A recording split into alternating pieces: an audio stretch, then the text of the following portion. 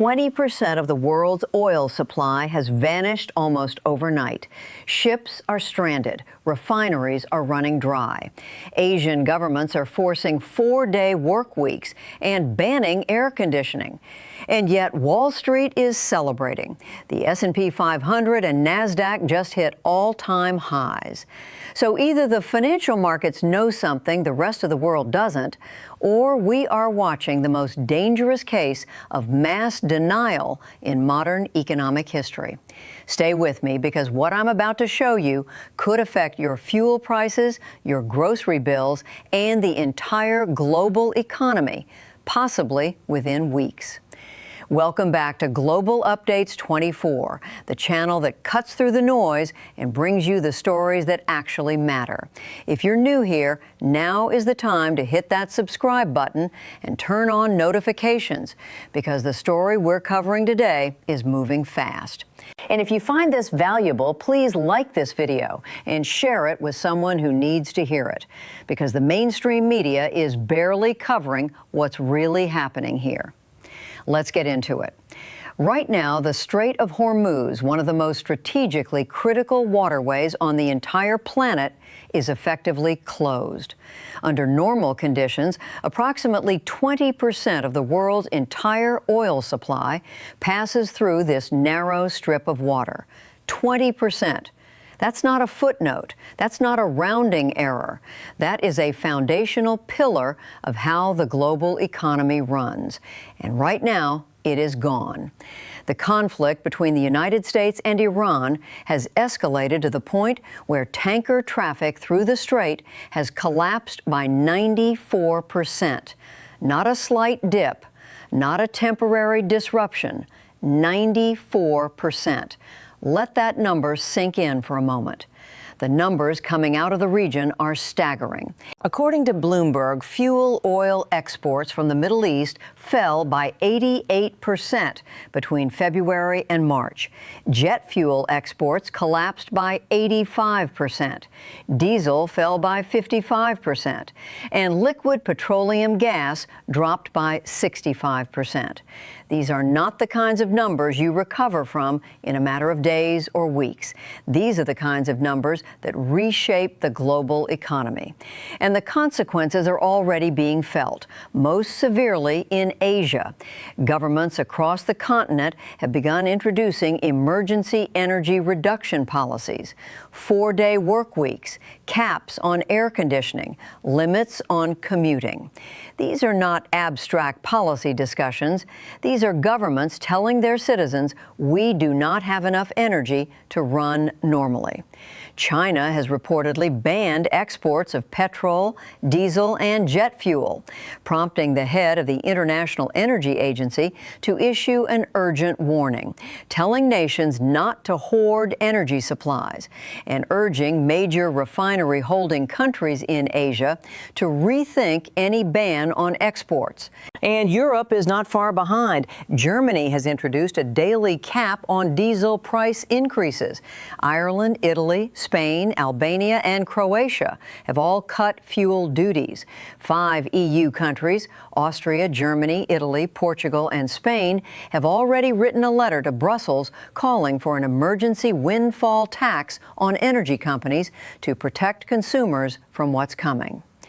But here's the part that should make you stop and think.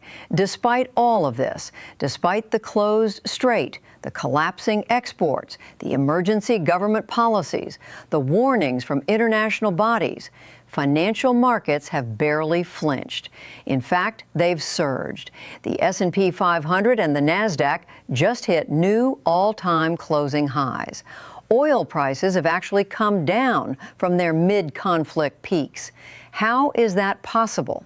How do you have the worst energy supply shock in modern history unfolding in real time, and the stock market goes up? The answer, when you dig into it, is both logical and deeply worrying. Markets appear to be betting everything on one assumption, that the United States and Iran will reach a diplomatic agreement very soon, and that once they do, the Strait of Hormuz will reopen, oil will flow again, and everything will go back to normal. That's it. That is the entire thesis underpinning the market's current optimism. You can see this bet playing out in the data.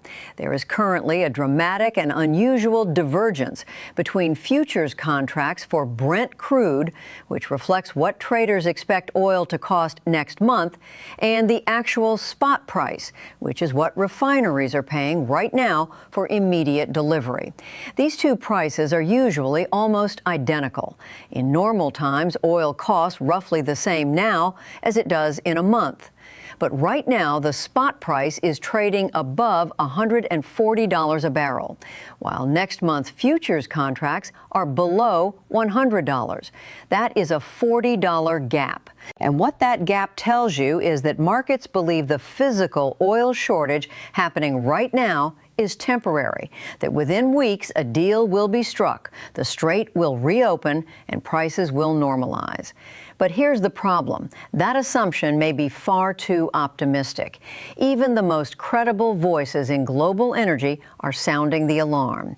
Fatih Birol, the head of the International Energy Agency, told the French newspaper Le Figaro that the energy shock triggered by the Iran conflict is worse than all previous oil crises combined, more serious than 1973, 1979, and 2002 put together. That is not a blogger's hot take. That is the head of the world's leading energy watchdog using the strongest possible language. And when you look at the actual obstacles standing in the way of a rapid diplomatic resolution, the market's timeline starts to look almost delusional. Prediction markets, where real money is placed on real outcomes, currently put the odds of the strait properly reopening by May at just 24%. That figure was around 50% when the ceasefire was first announced. It has been cut in half since then, as the ceasefire itself showed signs of strain almost immediately.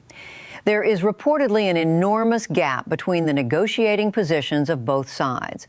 Trust between the U.S. and Iran has been further damaged by recent military escalations, including the reported U.S. blockade of the strait itself. Peace deals are not made on Wall Street's timeline. They are made by political leaders who have domestic pressures, competing interests, and deep historical grievances. And those factors rarely align with what investors want to believe. But let's say, for the sake of argument, that a deal is struck tomorrow. Would that solve the problem? The answer is not right away, and possibly not for years. According to various reports, nearly a fifth of Qatar's total liquefied natural gas export capacity has been destroyed. The damage to energy infrastructure across 40 assets in the Persian Gulf could take several years to fully repair. Even if every ship in the world was given the all-clear to pass through the strait tomorrow, it would still take months for shipping traffic to return to pre-conflict levels, and even longer for Gulf energy production to recover. Meanwhile, the clock is ticking. The final tankers that left the strait before the conflict erupted on the 28th of February are now reaching their destinations. Once they arrive and are unloaded, that last pipeline of oil already in transit runs dry. At that point, the shortage stops being a projection and starts being a physical reality that consumers and governments will feel directly. And global governments are not well positioned to absorb this kind of shock. Sovereign debt levels are at all-time highs. Most major economies are still recovering from the economic damage of the pandemic and the energy crisis triggered by Russia's full-scale invasion of Ukraine in 2022. Strategic oil reserves have limited spare capacity. The shock absorbers that might normally cushion this kind of blow are thin, dangerously thin. Now, to be clear, and this is important, none of this guarantees that a catastrophic energy crisis will materialize. Diplomatic breakthroughs can happen suddenly. The resilience of the global economy should never be underestimated. Analysts and commentators have cried wolf before, and markets have proven them wrong. There is always uncertainty when navigating a situation this complex, and anyone who claims to know exactly how this ends is not being honest with you. But here is what we do know. The strait remains restricted. The physical damage to energy infrastructure is real and significant. The diplomatic gap between the two sides is wide. The world's shock absorbers are thin, and financial markets appear to be betting on a quick, clean resolution, a resolution that the available evidence suggests may be far harder to achieve than they currently believe. The divergence between that $140 spot price and those sub-$100 futures contracts tells the whole story. The physical market is pricing in a crisis. The financial market is pricing in a rescue. One of them is wrong. And if it turns out to be the financial market, the consequences won't arrive slowly. They'll arrive fast, faster than most people are prepared for. This is not a doomsday prediction. It is an observation of probabilities. And when probabilities shift, the world shifts with them. That is exactly why we are here at Global Updates 24, to connect the dots that other channels miss and to make sure you are never the last to know. If this video opened your eyes to something you weren't fully aware of, please take 5 seconds and hit the like button. It genuinely helps us reach more people who need to hear this. Share this video with your friends and family, because awareness is the first step toward preparation. And if you haven't subscribed yet, do it right now and ring that notification bell so you never miss an update as this story develops.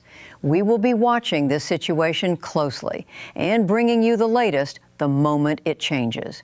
Thank you for watching Global Updates 24. Stay informed, stay ahead.